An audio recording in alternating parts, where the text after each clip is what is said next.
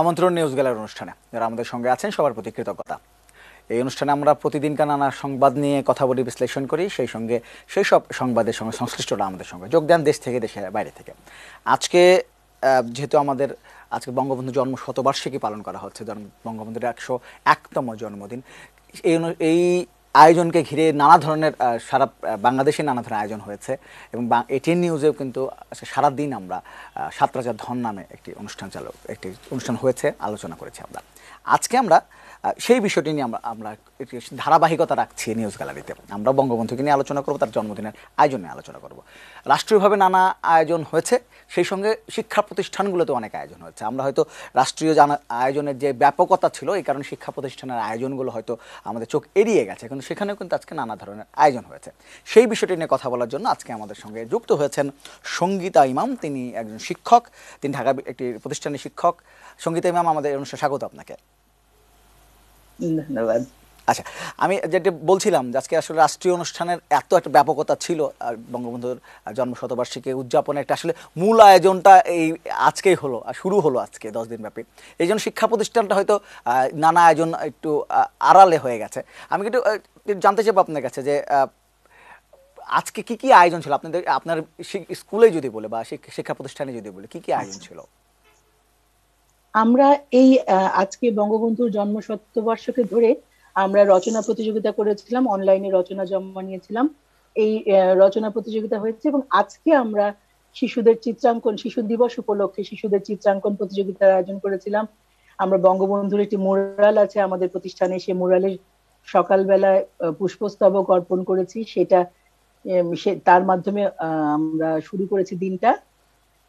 তারপরে আমাদের শিশু কিশোরদের যে শিক্ষার্থীদের যে চিত্রাঙ্কন প্রতিযোগিতা, সেখানে শিশু দিবস উপলক্ষে তাদের হাত দিয়ে এবং আমাদের প্রতিষ্ঠান প্রধান বেলুন উড়িয়ে আজকের দিনটি উৎসব মুখর করে তোলেন।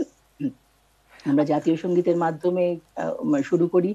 তারপরে আমরা একটি বঙ্গবন্ধুর জীবন ভিত্তিক কিছু আলোচনা, প্রবন্ধ, এগুলো পড়া হয়। শিক্ষার্থী যদিও খুব কম, কোভিড এর কারণে খুব কম শিক্ষার্থী আমরা ডাকতে পেরেছিলাম। সঙ্গীতা ম্যাম, এইখানে আমার একটা প্রশ্ন, আসলে এই প্রশ্নই হয়তো আপনাকে করতাম যে আসলে রাষ্ট্রীয় অনুষ্ঠানে আমরা দেখেছি যে কোভিড পরিস্থিতির কারণে ব্যাপক সাবধানতা অবলম্বন করা হয়েছে, স্বাস্থ্যবিধি মানা হয়েছে, কঠোরভাবে মানা হয়েছে। আপনাদের যে এই আয়োজন করেছেন শিক্ষা প্রতিষ্ঠানগুলোতে, সেখানে আসলে এই স্বাস্থ্যবিধি মানার ব্যাপারটি কেমন ছিল? আপনি যেমন ছবিতে দেখছেন যে আমাদের শিক্ষা প্রতিষ্ঠানে আমরা তো 11টা প্রতিষ্ঠান নিয়ে আমার স্কুল অ্যান্ড কলেজ। তো এই 11টা প্রতিষ্ঠানে আমরা শিক্ষক আছি প্রায় 750। আমরা শিক্ষক উপস্থিত ছিলাম খুবই কম।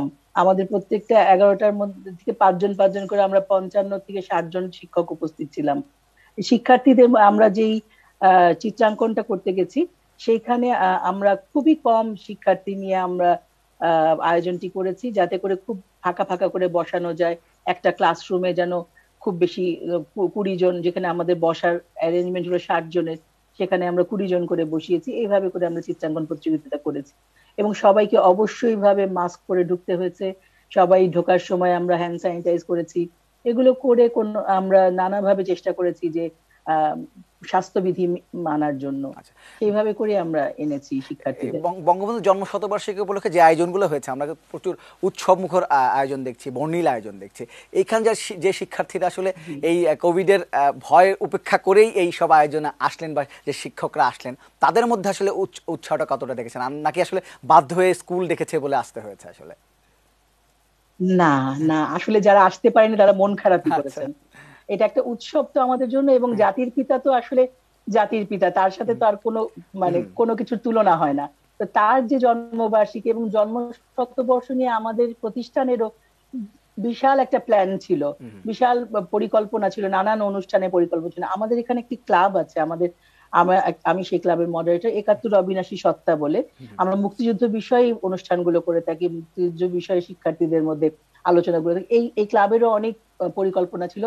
যেহেতু আমরা করতে পারি নাই কিছু, সেজন্য আমরা এই 7ই মার্চের আয়োজনটা এবং 17ই মার্চের আয়োজন, এগুলো দিয়ে আমরা অল্প অল্প করে হলেও আমাদের মনের উচ্ছ্বাসটা একটু প্রকাশের চেষ্টা করেছি।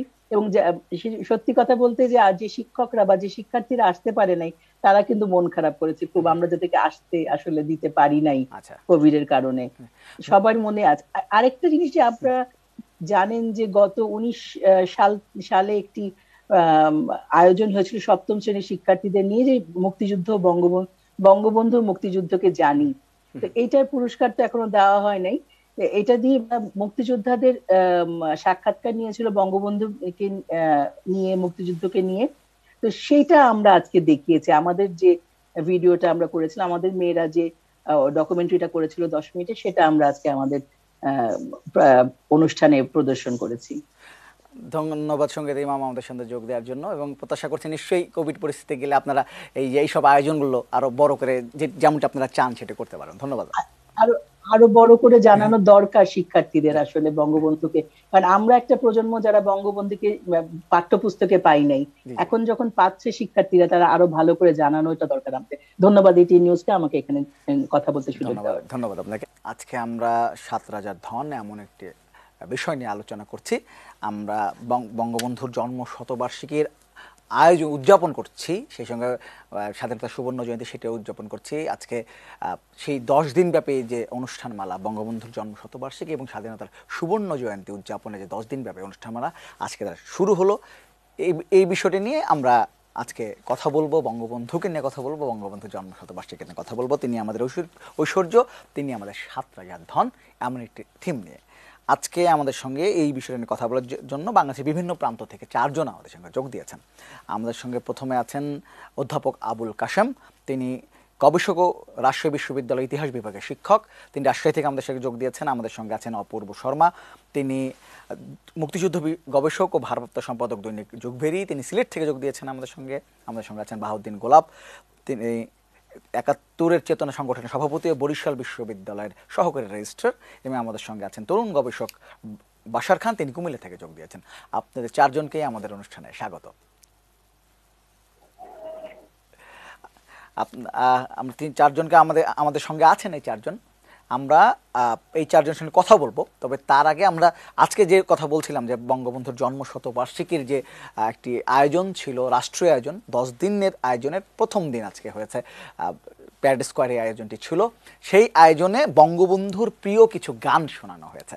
আমরা এই অনুষ্ঠানের শুরুতে আমরা বঙ্গবন্ধুর প্রিয় একটি গান শুনে আসি, সেখান থেকে তারপর আমরা আলোচনায় আসবো।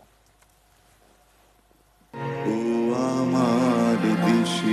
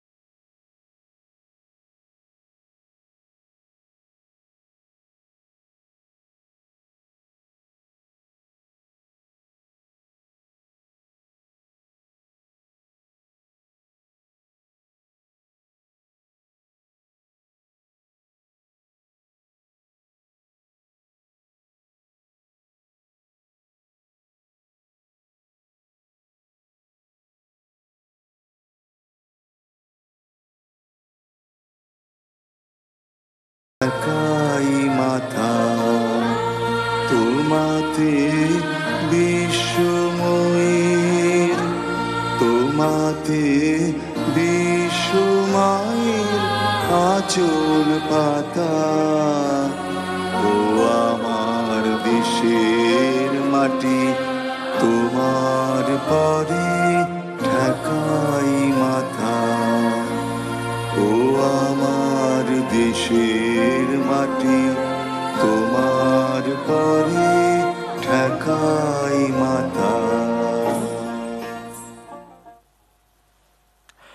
অধ্যাপক আবুল কাশেম, আপনার কাছে আসতে চাই। একটু আজকে যে গানগুলো আমরা শুনলাম, বঙ্গবন্ধুর প্রিয় যে গানগুলো শোনানো হচ্ছে, সেখানে আমরা দেখতে পাচ্ছি সবগুলো গানই দেশকে ভালোবাসা, দেশের মানুষকে ভালোবাসার গান, মাকে ভালো, মা মাটিকে ভালোবাসার গান। এই যে বঙ্গবন্ধুর মানুষকে ভালোবাসা, দেশকে ভালোবাসা, মাটিকে ভালোবাসা, মাকে ভালোবাসার যে ভালোবাসা মানুষের প্রতি, এই প্রজন্মে এসে আপনি এই প্রজন্মে এসে আপনার শিক্ষক, আপনার সে প্রচুর শিক্ষার্থী আপনার কাছ থেকে বেরিয়েছে, আপনার কাছে কি মনে হয় যে এই তরুণ প্রজন্ম এখন সেই আদর্শকে, সেই ভাবনাকে কতটা ধারণ করতে পারে? অনেক ধন্যবাদ আপনাকে এবং এটিএন নিউজকেও ধন্যবাদ।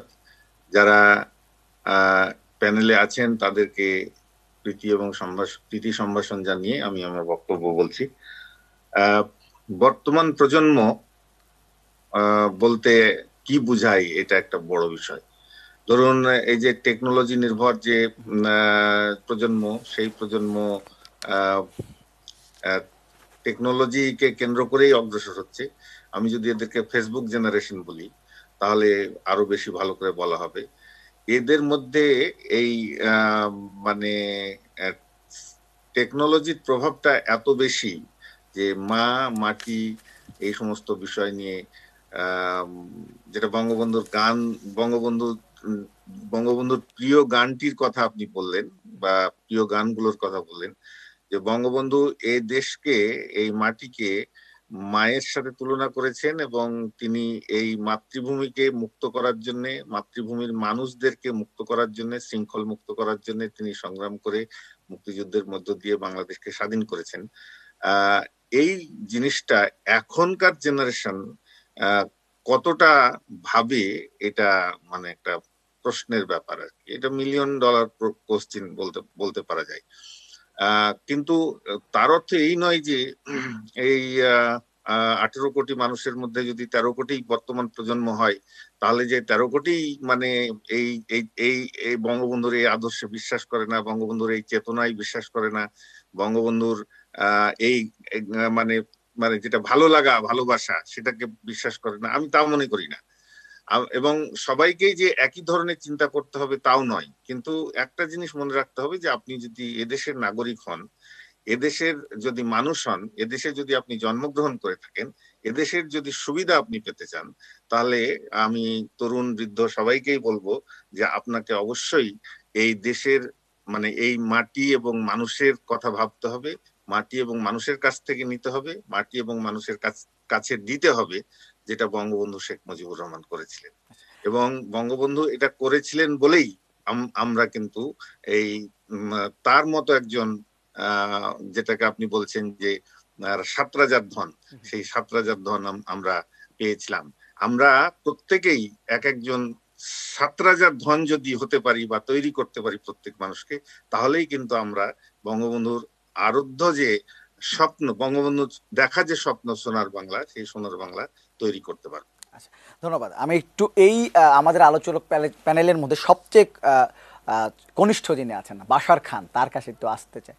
আচ্ছা আচ্ছা, আমি একটু বাশার খান, সম্ভবত ভিডিও একটু সমস্যা হচ্ছে, আমি একটু তাহলে আমি একটু অপূর্ব শর্মা আপনার কাছে আসতে চাই, সিলেট। অবশ্যই আপনার কাছে জানতে চাইবো সেটা হচ্ছে যে এই যে একই সঙ্গে আমরা বঙ্গবন্ধুর জন্ম শতবার্ষিকী পালন করার সুযোগ পাচ্ছে, যদি কোভিড পরিস্থিতি, তারপরও সেই সঙ্গে আমরা স্বাধীনতা সুবর্ণ জয়ন্তী উদযাপনের সুযোগ পাচ্ছি। মানে একটা দুটি মহান কি বলবো যে উদযাপন আমাদের সামনে আছে। এই নিজেদেরকে আমরা সৌভাগ্যবান কি বলতেই পারি নাকি? অবশ্যই, এটা অস্বীকার করার কোনো উপায় নেই যে আমি পর্যন্ত মানে সুবর্ণ জয়ন্তী যেটা আমরা পেয়েছি এবং বঙ্গবন্ধুর জন্মের 100 বর্ষ আমরা যেটা পেয়েছি, সেটা সৌভাগ্যবানের চেয়ে বড় কিছু আমি মনে করি। যে মানুষটির স্বপ্নের ফসল আজকের বাংলাদেশ, যিনি নাম দিয়েছিলেন, অনেকেই জানে না যে এই বাংলাদেশ নামটি কিন্তু জাতির পিতা বঙ্গবন্ধু শেখ মুজিবুর রহমানের নিজের দেয়া এই দেশ, এই দেশের স্বপ্নদ্রষ্টা তিনি, একথা মানে অস্বীকার করার কোনো উপায় নেই। এই তার জন্ম হয়েছিল বলেই কিন্তু আমরা আজকে স্বাধীন সার্বভৌম বাংলাদেশ পেয়েছি। এবং একই সাথে দেখেন যে মুক্তিযুদ্ধের মধ্য দিয়ে আমরা এই দেশটি স্বাধীন করেছি, সেই স্বাধীনতার সুবর্ণ জয়ন্তী এবছর এই 26শে মার্চ সেই সুবর্ণ জয়ন্তীতে আমরা পা দিচ্ছি। এটা অনেক বড় গৌরবের, আত্মশ্লাঘার, এবং একজন বাঙালি হিসাবে, এই বাঙালি জাতি রাষ্ট্রের মানুষ হিসাবে আমি মনে করি এটা পরম গৌরবের এবং পরম পাওয়া।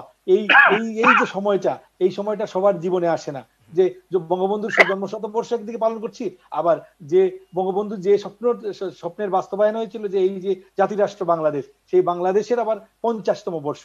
এর চেয়ে আরো বড় একটা ভালো লাগার কথা হচ্ছে, যে দলের নেতৃত্বে এই বাংলাদেশ স্বাধীন হয়েছিল, অর্থাৎ আওয়ামী লীগ, সেই দল এখন রাষ্ট্র ক্ষমতায়, এবং সেই রাষ্ট্রকে লিড দিচ্ছেন কে? তিনি বঙ্গবন্ধুর কন্যা জননেত্রী শেখ হাসিনা। এর চেয়ে বাঙালির জন্য গৌরবের, এর চেয়ে বাঙালির জন্য আত্মশ্লাঘার, এর চেয়ে ভালো কোনো বিষয় আমি মনে করি হতে পারে না আমাদের জন্য। এটা অনেক বড় একটা ব্যাপার। কে কি বললো, কে কি ভাবলো, তার চেয়ে বড় জিনিস হচ্ছে ইতিহাস। তো কখনো দেখেন বঙ্গবন্ধুকে দমিয়ে রাখার, বঙ্গবন্ধুর নাম মুছে ফেলার, সপরিবারে হত্যা করে অনেক চেষ্টা করা হয়েছে না। আজকে বঙ্গবন্ধু কিন্তু স্বমহিমায় উদ্ভাসিত। বঙ্গবন্ধুর এই যে অসমাপ্ত আত্মজীবনী, কারাগারের রুদ্রনামচা, এই চীনের উপরে যে বই তিনি লিখে গেছেন, তার মধ্য দিয়ে যে ইতিহাসের যে এই যে ছাই চাপা যে পড়েছিল অনেক ইতিহাস, সেটি কিন্তু আজ উদ্ভাসিত উঠে এসেছে। এবং প্রজন্ম থেকে প্রজন্মান্তরে আমি বলবো, এই যে আপনার কি বলবো, যে বাংলাদেশে যদি বলেন যে সবচেয়ে সর্বাধিক বিক্রিত বই কোন দুইটি, আমি বলবো অসমাপ্ত আত্মজীবনী এবং কারাগারের রুদ্রনামচা। দেখেন কেন এগুলো বিক্রি হচ্ছে, মানুষ কিন্তু নিজেদের প্রাণের তাগিদে সেই বইগুলো কিনে পড়তেছে।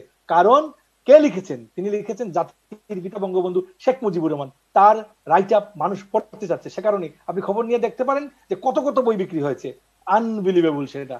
কারণ বঙ্গবন্ধুকে জানার ব্যাপারে তরুণ প্রজন্মের আগ্রহ অনেক বেড়েছে। আজ আমরা কথা বলছি বঙ্গবন্ধুর জন্ম শতবার্ষিকী নিয়ে, কথা বলছি 7 রাজার ধন এমন একটি থিম নিয়ে। শুরু করব, তবে শুরু করার আগে আমরা বঙ্গবন্ধুর আরেকটি প্রিয় গান শুনে আলোচনা আসবো। যদি তোর ডাক শুনে কেউ না আসে, তবে একলা চলো রে, একলা চলো, একলা চলো, একলা চলো, একলা চলো রে, তবে একলা চলো, একলা চলো, একলা চলো, একলা চলো রে। যদি তোর ডাক শুনে কেউ না আসে, তবে একলা চলো রে, যদি তোর ডাক শুনে কেউ না আসে, তবে একলা চলো রে।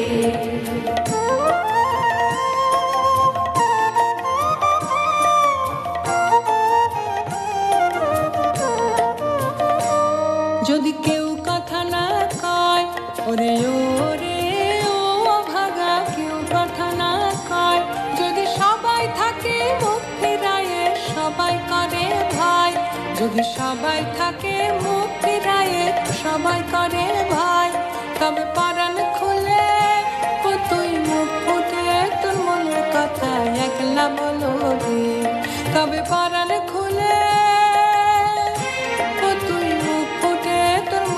কথা একলা বলো রে। যদি তোর ডাক শুনে কেউ না আসে, তবে একলা চলো রে, যদি তোর ডাক শুনে কেউ না আসে, তবে একলা চলো রে, একলা চলো, একলা চলো, একলা চলো, একলা চলো রে, তবে একলা চলো, একলা চলো, একলা চলো, একলা চলো রে। যদি তোর ডাক শুনে কেউ না আসে, তবে একলা চলো রে, যদি তোর ডাক শুনে কেউ না আসে, তবে একলা চলো রে। বাহাদ্দিন গোলাপ, আপনাকে জানতে চাই, গানটির সঙ্গে একটা অদ্ভুত মিল আছে আমার প্রশ্নের। যখন বাংলাদেশে যখন কেউ বিশ্বাস করেনি, বঙ্গবন্ধু বাংলাদেশের মানুষের উপর বিশ্বাস রেখেছেন, এবং তিনি বলেছেন কেউ না আসলে আমরা একলাই বাংলাদেশকে এগিয়ে নিয়ে যাবো, সেই স্বপ্ন তিনি দেখতেন, যে সোনার বাংলার স্বপ্ন তিনি দেখতেন।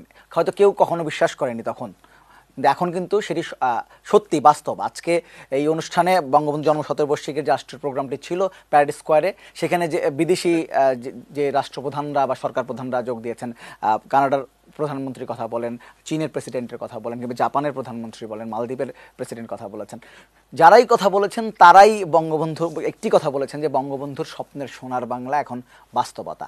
বাংলাদেশ এই এখন যুগান্তকারী পরিবর্তন এসেছে, 50 বছরের বাংলাদেশ পরের বাংলাদেশ কিন্তু একেবারে অন্যরকম। এই যে বাংলাদেশের এগিয়ে যাওয়া এবং বঙ্গবন্ধুর স্বপ্নের সোনার বাংলার বাস্তবায়ন, আপনি কিভাবে দেখছেন ব্যাপারটা?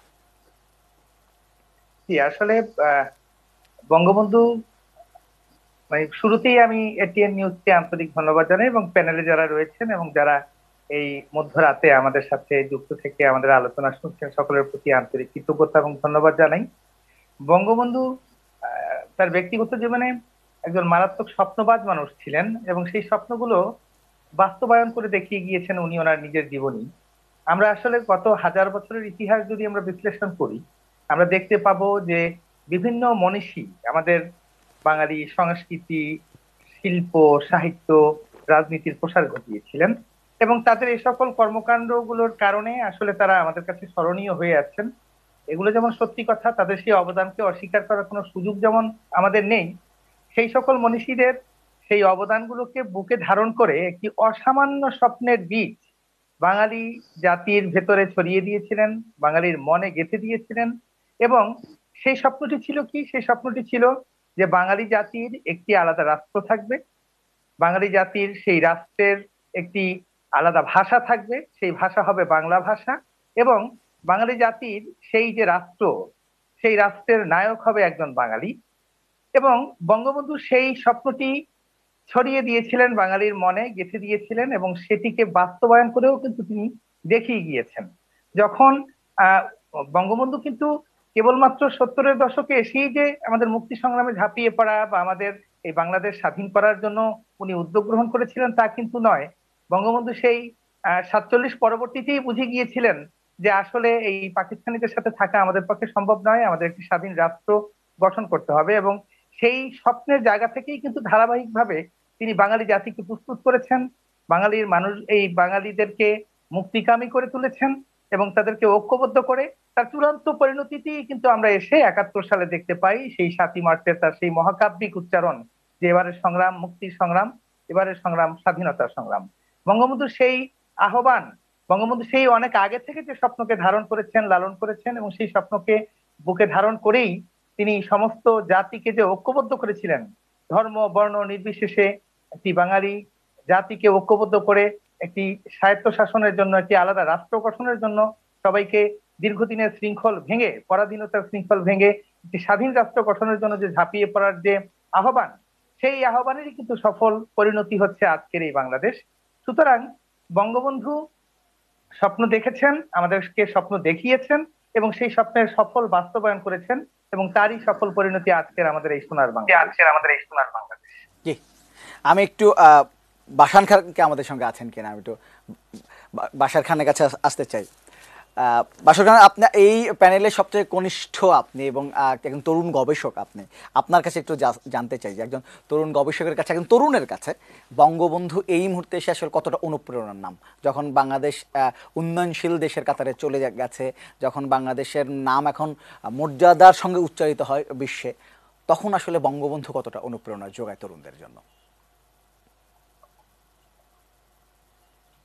বঙ্গবন্ধু তরুণ প্রজন্মের সকল ভালো কাজে অনুপ্রেরণা।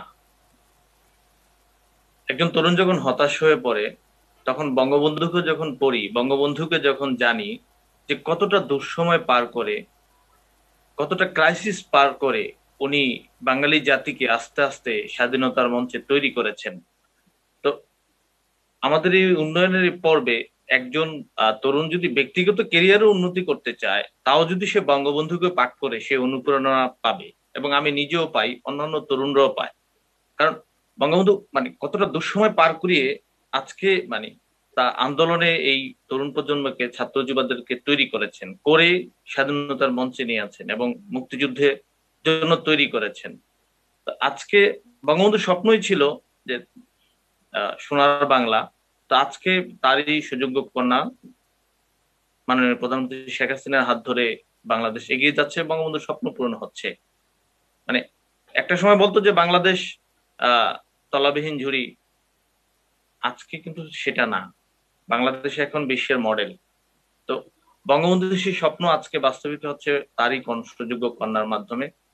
তো একজন তরুণ হিসেবে বঙ্গবন্ধুর যে স্বপ্ন, বঙ্গবন্ধুর যে আহ সংগ্রাম, তার যে জীবন, সবকিছু মিলিয়ে আজকের যে বাংলাদেশের অবস্থান, আমি তরুণ হিসাবে এবং সব তরুণরাই আশাবাদী বাংলাদেশকে নিয়ে।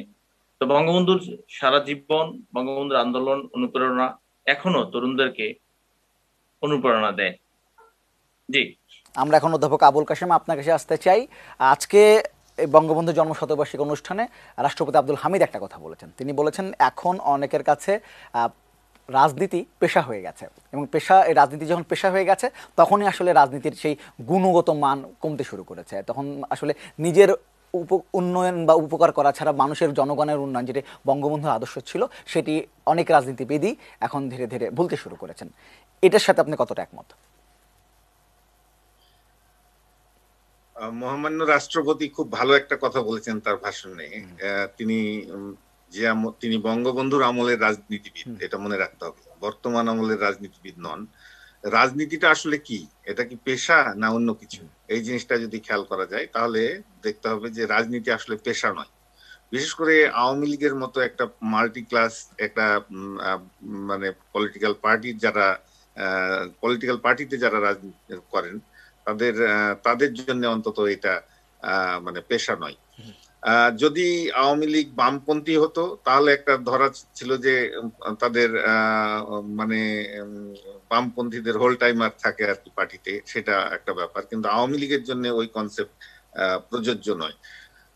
বর্তমান রাষ্ট্রপতি আজকে যে কথাটা বলেছেন এই অর্থে যে রাজনীতি হচ্ছে জনসেবা করার একটা মাধ্যম। রাজনীতি হচ্ছে জনসেবা করার একটা মাধ্যম। বঙ্গবন্ধু তার মানে একেবারেই 1942 সাল থেকে যখন তিনি কলকাতায় এসেছেন তখন থেকে যদি ধরি, তখন থেকে তার মৃত্যু অবধি জনগণের কল্যাণের জন্যই কিন্তু সংগ্রাম করেছেন, জনগণের কল্যাণের জন্যই ত্যাগ স্বীকার করেছেন, জনগণের কল্যাণের জন্যই বছরের পর বছর তিনি জেলখানায় কাটিয়েছেন, বারবার মৃত্যুর মুখোমুখি হয়েছে। আবার আমরা যদি বঙ্গবন্ধু চার রাজনৈতিক সারথীর কথা দেখি, যেমন যারা সৈয়দ নজরুল ইসলাম, তাজউদ্দিন আহমদ, এম মনসুর আলী কিংবা এইচ.এম. কামারুজ্জামান, যারা 3রা নভেম্বর তারিখে নিহত হয়েছিলেন জেলখানায় 1975 সালে, তারা কিন্তু সবাই খুব ব্রিলিয়ান্ট ছাত্র ছিলেন। তাদের যে লাইফ, তাদের যে ক্যারিয়ার, তাদের যে সার্টিফিকেট, সেটা যদি দেখেন বা যে সমস্ত প্রতিষ্ঠানে তারা পড়াশোনা, অধ্যাপক আবুল কাশেম, আমি বুঝতে পেরেছি আপনি বলতে চাচ্ছেন যে আসলে রাজনীতিটা হতে হবে জনসেবার বা মানব সেবার একটি উপায়। জি, জনসেবা বা মানব সেবার জন্যই, নাগরিকদের সেবার জন্যই রাজনীতি হতে হবে। রাজনীতিকে নিজের পেশা, নিজের উন্নয়নের জন্য করলে চলবে না। আমি তো অপূর্ব শর্মা আপনার কাছে আসতে চাই, একদম শেষ সময় চলে এসেছি, ছোট্ট করে বলবেন আসলে বঙ্গবন্ধুর এই জন্ম শতবার্ষিকী এসে আপনার প্রত্যাশাটা কি রাজনীতির কাছে, বাংলাদেশের কাছে, ছোট্ট করে? আচ্ছা, এটা মূল কথা হচ্ছে যে একটা কথা বলতে হবে। আমরা 7ই মার্চের যে ভাষণের কথা আমরা বলি, সেই জায়গায় কিন্তু একটা বড় কথা বঙ্গবন্ধু বলেছিলেন, আমাদের কেউ দাবায় রাখতে পারবে না। ওই ভাষণে তিনি 2বার বলেছিলেন, এবং এই 10 জানুয়ারি যখন স্বদেশ প্রত্যাবর্তন দিবসের দিনে তিনি যখন দেশে ফিরে এলেন, সেই দিন তিনি 3বার বলেছিলেন যে আমাদের কেউ দাবায় রাখতে পারবে না। সে কয়েকদিন আগে বঙ্গবন্ধু কন্যা শেখ হাসিনাও সে কথাটি বলেছেন, যেহেতু করোনা যেতে পারেনি, আমাদের কেউ দাবিয়ে রাখতে পারবে না। প্রত্যাশাটা হচ্ছে এটাই যে বঙ্গবন্ধু যে স্বপ্ন দেখেছিলেন, পদ্মা সেতু বিনির্মাণের ক্ষেত্রে আমরা দেখেছি প্রতিবন্ধকতা এসেছে, সেই স্বপ্নের সোনার বাংলার পথে কিন্তু বাংলাদেশ অগ্রসর হচ্ছে। সেই দিন বেশি দূরে নয়, তরুণ প্রজন্মই এই যে শুনো একটি মুজিবুরের দেশে লক্ষ মুজিবুরের কণ্ঠ, এখন কিন্তু বঙ্গবন্ধু ঘরে ঘরে, হ্যাঁ, জাতির পিতার সেই স্বপ্নের সোনার বাংলা কিন্তু আজ বাস্তবের পথে। সে কারণে আমাদের হতাশ হওয়ার কিছু নেই, যে প্রত্যাশাটা আমরা আমাদের যে সকলের কাছে, দেশবাসীর কাছে বঙ্গবন্ধুর আদর্শের যে সেই স্বপ্নের সোনার বাংলা, সেটি কিন্তু এখন আমি বাহাউদ্দিন গোলাপ আপনার কাছে আসতে চাই, আপনার শেষ কথা শুনবো, আপনার স্বপ্নটা শুনতে চাই বঙ্গবন্ধুকে নিয়ে, বাংলাদেশকে নিয়ে। বঙ্গবন্ধুকে নিয়ে সর্বপ্রথম যে বিষয়টি হচ্ছে যে আমরা এই বঙ্গবন্ধুর 101তম বার্ষিকী উদযাপন করলাম, 102তম জন্মদিন অতিক্রম করে আসলাম। আমরা বঙ্গবন্ধুর এই বিশেষ বিশেষ দিনগুলোতে বঙ্গবন্ধুকে নিয়ে অনেক কথা বলি, তার আদর্শকে ধারণ করি, লালন করি, এই জাতীয় দাবি করি, কিন্তু প্রকৃতপক্ষে বঙ্গবন্ধুর কে নিয়ে যে চর্চাটি হওয়া প্রয়োজন, সেই চর্চাটি কিন্তু বাস্তবিক অর্থে খুব বেশি আমরা লক্ষ্য করি না। আমরা বঙ্গবন্ধুর আদর্শিক যে রাজনৈতিক সংগঠনগুলো, সেই সংগঠনগুলোর ভিতরেও কিন্তু যথেষ্ট রকমের বঙ্গবন্ধু চর্চার অভাব রয়েছে। এবং শুধুমাত্র চর্চাই নয়, বঙ্গবন্ধুর আদর্শকে যে ধারণ করার যে একটি বিষয়, আমরা শুধুমাত্র মুখেই বলে যাই, অধিকাংশ ক্ষেত্রেই কিন্তু সেটি আমাদের ব্যক্তিগত জীবনে, আমাদের কর্মজীবনে কিন্তু তার প্রতিফলন ঘটে না। আমার মনে হয় যে বঙ্গবন্ধুর প্রতি যদি আমরা সেই শ্রদ্ধাটি নিবেদন করতে চাই, তাহলে প্রকৃতপক্ষে বঙ্গবন্ধুর আদর্শকে আমাদেরকে ধারণ করতে হবে, লালন করতে হবে এবং আমাদের কর্মকাণ্ডের মধ্য দিয়ে তার প্রতিফলন ঘটাতে হবে। প্রকৃতপক্ষে বঙ্গবন্ধুর যে রাজনৈতিক দর্শন, সেটিকে আমাদের অনুধাবন করতে হবে এবং সেইটিকেই আমাদের কর্মকাণ্ডের ভিতরে। ধন্যবাদ আপনাদের চারজনকে, অসংখ্য ধন্যবাদ এত রাতে আমাদের সঙ্গে যোগ দেওয়ার জন্য এবং বঙ্গবন্ধুকে নিয়ে কথা বলার জন্য। আমরা নিশ্চয় পরবর্তী কোনো আয়োজনে আমরা আবার আপনাদের সঙ্গে যোগ হবো। দর্শক, আমরা নিউজ গ্যালারি এখানে শেষ করব। আপনার ভালো থাকবেন, সুস্থ থাকবেন, অবশ্যই এটিএন নিউজের সঙ্গে থাকবেন। আমরা বঙ্গবন্ধুর আরেকটি প্রিয় গান শুনতে শুনতে বিদায় নেব। ভালো থাকবেন। আমাদের বসুন্ধরা, তাহার মাঝে আছে দেশের সকল দেশের সেরা, বসে স্বপ্ন দিয়ে তৈরি সে দেশ, স্মৃতি দিয়ে ঘেরা। এমন দেশটি কোথাও খুঁজে পাবে না তো তুমি, সকল দেশের রানী সেজে আমার জন্মভূমি, সেজে আমার জন্মভূমি, সেজে আমার জন্মভূমি।